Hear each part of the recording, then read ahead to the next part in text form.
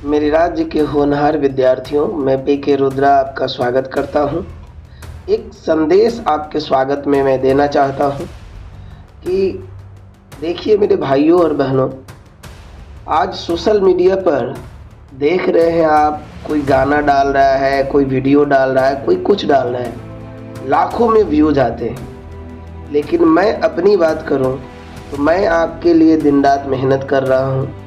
मैंने सोचा है कि इस साल इंटर के जो विद्यार्थी हैं उनके सारे सब्जेक्ट की तैयारी मैं अपने तरफ से कराऊंगा।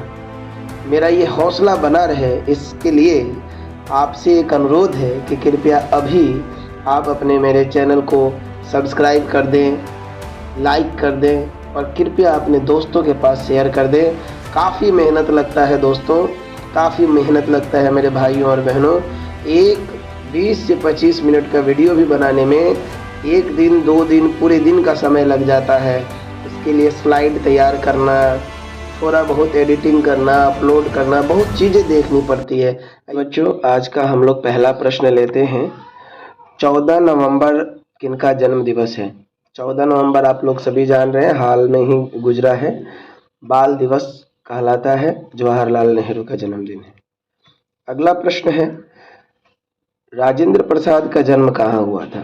तो आप ऑप्शन देख करके शायद कंफ्यूज हो सकते हैं कि सिवान लगाएं कि जीरादेई लगाएं। तो जब सिवान के भीतर का करेक्ट लोकेशन दिया हुआ है, सिवान तो एक बड़ा इलाका हो गया ना, जिला हो गया ना, तो सिवान के भीतर में एक जगह है जीरादेई, तो जीरादेई में इनका जन्म हुआ था, ये आंसर मानेंगे, सिवान नहीं मानेंगे। ऑप्शन अगला प्रश्न है, 1919 के अधिनियम को क्या कहा जाता है? 1919 के अधिनियम को दोस्तों मॉन्टेग्यू चेम्सफोर्ड सुधार अधिनियम या मॉन्टेग्यू चेम्सफोर्ड सुधार एक्ट कहा जाता है। मॉन्टेग्यू भारत मंत्री थे और चेम्सफोर्ड यहाँ वायसराय थे। पार्लियामेंटो सुधार एक्ट 1909 के अधिनियम को कहा जाता है। वर्नाक्युलर प्रेस एक्ट 1878 को आया था।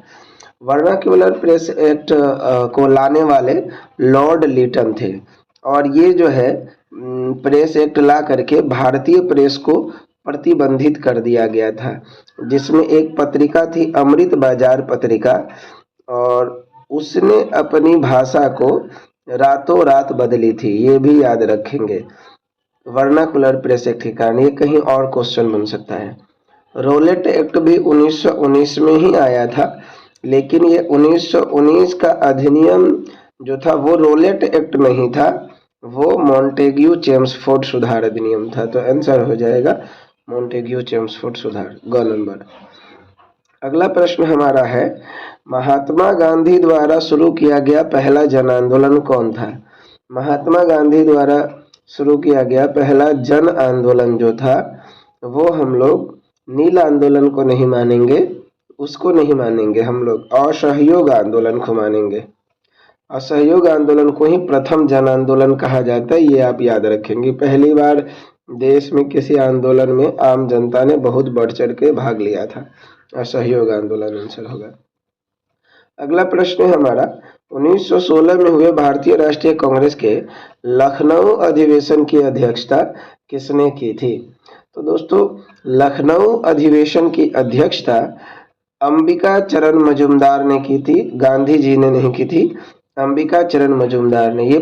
ये अधिवेशन इसलिए महत्वपूर्ण है क्योंकि 1907 के सूरत अधिवेशन में कांग्रेस में फूट पड़ गई थी, नरम दल और गरम दल अलग हो गए थे, जिसे 1916 के कांग्रेस अधिनियम में मिला दिया गया था, एक कर दिया गया था। अगला प्रश्न है हमारा, गांधी जी पेशे से क्या थे? आप लोग सभी जान रहे, पेशे से वकील थे, वकालत पढ़ने गए थे इंग्लैंड। कांग्रेस के किस अधिवेशन में पूर्ण स्वराज का प्रस्ताव पारित हुआ? ये बहुत ही इंपॉर्टेंट क्वेश्चन है। लाहौर अधिवेशन में, जो अभी पाकिस्तान में पड़ता है ये लाहौर, वहां पर पूर्ण स्वराज की मांग हम लोग 1929 में किए थे। यानी कि 1929 तक भी हम लोग स्वतंत्रता नहीं मांग रहे थे, स्वराज ही मांग रहे थे, पूर्ण स्वराज मांग रहे थे। अगला प्रश्न है हमारा, द्वितीय विश्व युद्ध कब समाप्त हुआ? आप लोग सभी जानते हैं द्वितीय विश्व युद्ध हमारा समाप्त हुआ 1945 में, द्वितीय विश्व युद्ध समाप्त हो गया। जो शुरू हुआ था 1 सितंबर 1939 से और समाप्त हुआ 2 सितंबर 1945 को। ये पूरा पूरा आपका लगभग 6 साल ये चला था। 39 के बाद 40, 41, 42, 43, 44 और 45, लगभग कितने साल, लगभग क्या पूरे कितने साल चला ये? 6 साल चला। ठीक है। और ये शुरू किस घटना से हुआ था? तो आप लोग जानते हैं, जर्मनी ने पोलैंड पर हमला कर दिया था। 1 सितंबर 1939 को क्या हुआ था कि जर्मनी ने, एक बड़े से देश ने एक छोटे से देश पोलैंड पर, अपना पड़ोसी देश पोलैंड पर हमला कर दिया था, जो दोनों यूरोप में ही थे। दोनों पहले यूरोप के लोग आपस में एक दूसरे से बहुत लड़ते थे।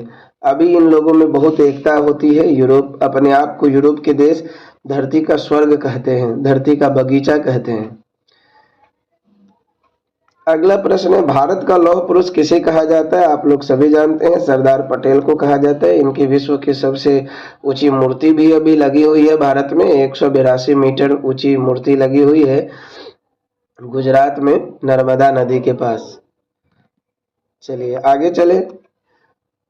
राष्ट्रीय गान किसने लिखा था? तो राष्ट्रीय गान आप लोग सभी जानते हैं, रविंद्रनाथ टैगोर ने लिखा था राष्ट्रीय गान। लेकिन बंकिम चंद्र चटर्जी का नाम दिया है, इन्होंने क्या लिखा था? तो इन्होंने वंदे मातरम लिखा था, ये याद रखेंगे, वंदे मातरम लिखा था। और अरविंद घोष एक प्रसिद्ध जो है लेखक थे, मशहूर लेखक थे उस समय। इन्होंने ये लिखा था कि द लाइफ डिवाइन पुस्तक इन्होंने लिखा था, ये भी याद कर लेंगे, बहुत इंपॉर्टेंट पुस्तक है इनकी, द लाइफ डिवाइन। ठीक है। आगे है मोहम्मद इकबाल, तो आप लोग जान रहे हैं, इन्होंने लिखा था सारे जहां से अच्छा, सारे जहां से अच्छा। ठीक है। चले आगे। खेरा सत्याग्रह कब हुआ था? खेरा सत्याग्रह आप लोग जान रहे हो 1918 में हुआ था। 1917 में जब चंपारण सत्याग्रह हुआ, तो 1918 में 2 सत्याग्रह हुए थे।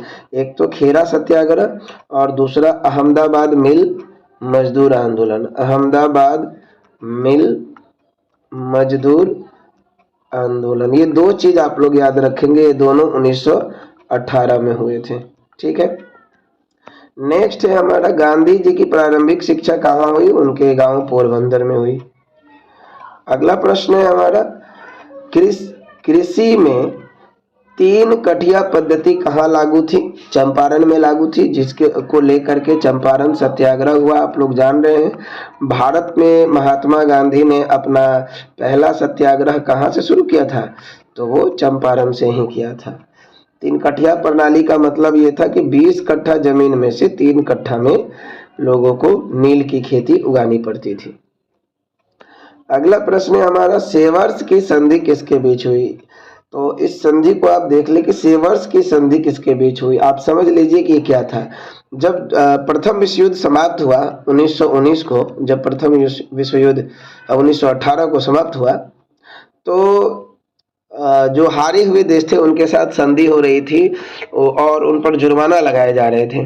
तो तुर्की के साथ एक संधि हुई थी 1920 में, 10 अगस्त 1920 में तुर्की के साथ संधि हुई थी, ब्रिटेन और तुर्की के बीच। इसी संधि को हम लोग सेवर्स की संधि कहते हैं। अगला प्रश्न है कि साबरमती से दांडी की यात्रा गांधी जी ने कितने दिनों में की? बहुत हल्का प्रश्न है, 24 दिनों में की। और इसके बारे में फिर से थोड़ा रिवीजन कर ले हम लोग। तो 24 दिनों में तो की थी। ये यात्रा शुरू कब से हुई थी? 12 मार्च 1930 को। और समाप्त कब हुई थी? 5 अप्रैल 1930। नमक कानून कब तोड़ा था? 6 अप्रैल 1930। कुल कितने किलोमीटर चले थे ये? तो माइल में आप याद रखेंगे, 241 मील, जो हो जाता है लगभग आपका 390 किलोमीटर के आसपास, 80-85 किलोमीटर के आसपास होता है। कुल कितने लोग गए थे? तो 78 गांधी जी के अनुयायी और एक खुद गांधी जी गए थे। और इसमें गांधी जी के साथ सरोजनी नायडू गई थी, जो कि आपको पिछले वीडियो में बताया गया। यदि आपने पिछला वीडियो नहीं देखा है तो पहले उसे देख ले, उसके बाद इसे देखें। इससे इसमें तो महत्वपूर्ण प्रश्न है ही, लेकिन उसमें ऐसे प्रश्न थे जो विद्यार्थियों को जल्दी याद नहीं रहते हैं। इसमें तो अधिकांश प्रश्न इतने हल्के हैं कि आप लोग को पहले से याद ही होंगे, इसलिए मैं भी जल्दी जल्दी करते जा रहा हूँ। कितने गोलमेज सम्मेलन हुए थे? तो कुल कितने गोलमेज सम्मेलन हुए थे दोस्तों? 3 गोलमेज सम्मेलन हुए थे। गोलमेज सम्मेलन क्या होते हैं? तो इंग्लैंड में, ब्रिटेन में एक गोल मेज था, उसके चारों तरफ अंग्रेजी अधिकारी और भारत के बड़े बड़े नेता बैठ करके भारत में किस प्रकार से कानून व्यवस्था चलेगी उस पर चर्चा करते थे। अंग्रेजों का मुख्य उद्देश्य था कि जो भी हम कानून बनाए उस पर हमें भारतीय नेताओं का जो है सहयोग मिले, ताकि वहां पर हमें ज्यादा विरोध का सामना नहीं करना पड़े। तो कुल 3 गोलमेज सम्मेलन हुए थे, 1930 में, 1931 में और 1932 में, जिसमें 31 वाले में गांधी जी गए थे। इम्पोर्टेंट प्रश्न बनता है, गांधी जी दूसरे गोलमेज सम्मेलन में शामिल हुए थे। और तीनों में शामिल होने वाले डॉक्टर अंबेडकर थे, जो तीनों में शामिल हुए थे, और एक अली जिन्ना। हमारा 57वां प्रश्न है, भारत को प्रांतीय स्वायत्तता किस अधिनियम से प्राप्त हुई? तो भारत को प्रांतीय स्वायत्तता 1935 के अधिनियम से प्राप्त हुई। बाकी इन ऑप्शनों को भी देख लिया जाए कि 1773 का रेगुलेटिंग एक्ट पहला एक्ट है जो अंग्रेजों द्वारा लाया गया था। इसके बाद प्रत्येक 20 साल पे एक्ट लाया गया था। इसी एक्ट के तहत 1774 में कलकत्ता में उच्चतम न्यायालय यानी कि उस समय का सुप्रीम कोर्ट का स्थापना किया गया था। 1919 का अधिनियम जो है उसको हम लोग मार्ले मिंटो सुधार अधिनियम कहते हैं, मार्ले मिंटो सुधार अधिनियम कहते हैं। 1919 का अधिनियम में प्रांतों को द्वैध शासन दिया गया था, प्रांतों को द्वैध शासन दिया गया था। और इसी द्वैध शासन का अंत हुआ था 1935 में, और अंत करके प्रांतीय स्वायत्तता प्रदान की गई थी। उम्मीद है आपको समझ में आया होगा। अगला प्रश्न देखें, 1906 में मुस्लिम लीग की स्थापना कहाँ की गई थी? तो ढाका में की गई थी, जो आज बांग्लादेश की राजधानी है। ये आगा खां और नवाब सलीमुल्लाह खां, और एक नवाब थे सलीमुल्लाह खां,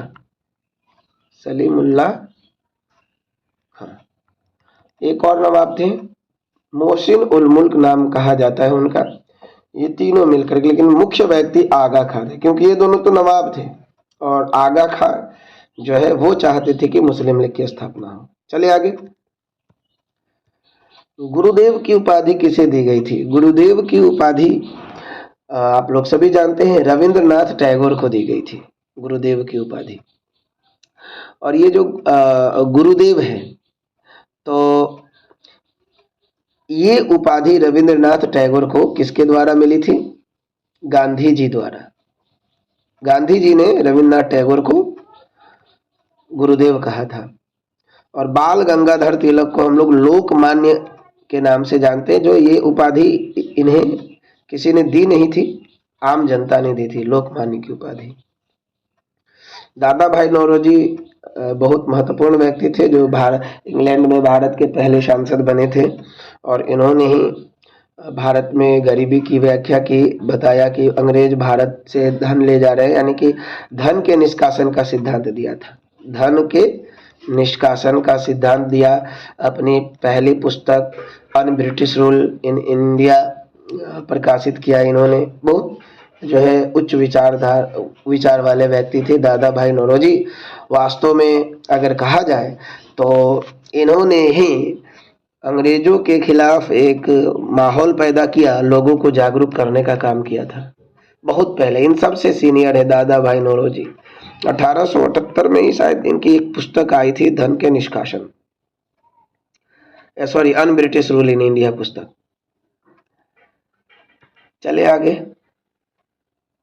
अगला प्रश्न है हमारा, कांग्रेस का विभाजन किस अधिवेशन में हुआ था? कांग्रेस का विभाजन दोस्तों सूरत अधिवेशन में हुआ था।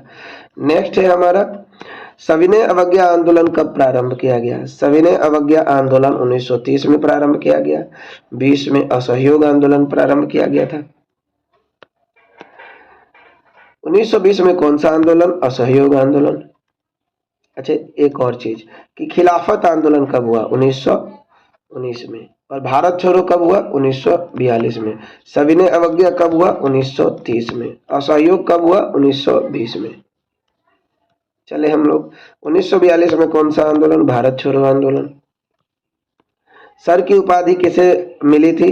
तो सर की उपाधि देखिए, महात्मा गांधी को सर की उपाधि मिली थी। महात्मा गांधी को केसर ए हिंद की भी उपाधि मिली थी। केसर ए हिंद, ठीक है। और महात्मा गांधी को महात्मा की भी उपाधि मिली थी। महात्मा इन्हें टैगोर ने कहा था। इन्होंने टैगोर को गुरुजी कहा और टैगोर ने इन्हें महात्मा कहा था, ठीक है। टैगोर को कौन सी उपाधि मिली थी? गुरुजी की। बाल गंगाधर तिलक को लोकमान्य की अभी बताया गया, लोकमान्य। सुभाष चंद्र बोस को नेताजी की उपाधि मिली थी, जो हिटलर ने इन्हें दिया था। ये बड़ी सुंदर बात है। कि अगला प्रश्न हमारा, भारतीय राष्ट्रीय कांग्रेस के संस्थापक कौन है? ए.ओ. ह्यूम थे, एक अंग्रेज अधिकारी थे। व्योमेश चंद्र बनर्जी तो इसके पहले अध्यक्ष बने थे, ठीक है, इसके पहले अध्यक्ष बने थे। अगला प्रश्न, इंडियन नेशनल आर्मी का गठन किसने किया? तो ये सुभाष चंद्र बोस ने किया था। सॉरी,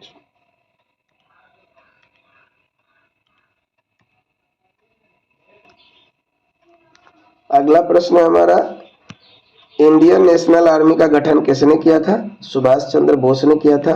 वास्तव में सुभाष चंद्र बोस ने नहीं किया था, सुभाष चंद्र बोस ने तो इसका संगठन किया था। इसका गठन करने वाले रासबिहारी बोस थे।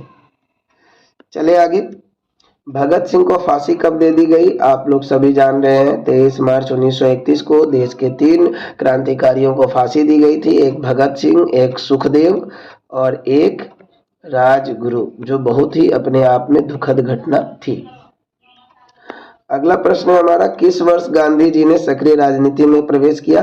तो सक्रिय राजनीति में प्रवेश 1920 को किया। चंपारण वाला सक्रिय नहीं कहेंगे और 18 वाला सक्रिय नहीं कहेंगे, जो खेरा और अहमदाबाद में हुआ था। अगला प्रश्न, कानून की पढ़ाई करने के लिए गांधी जी कहाँ गए थे? इंग्लैंड गए थे।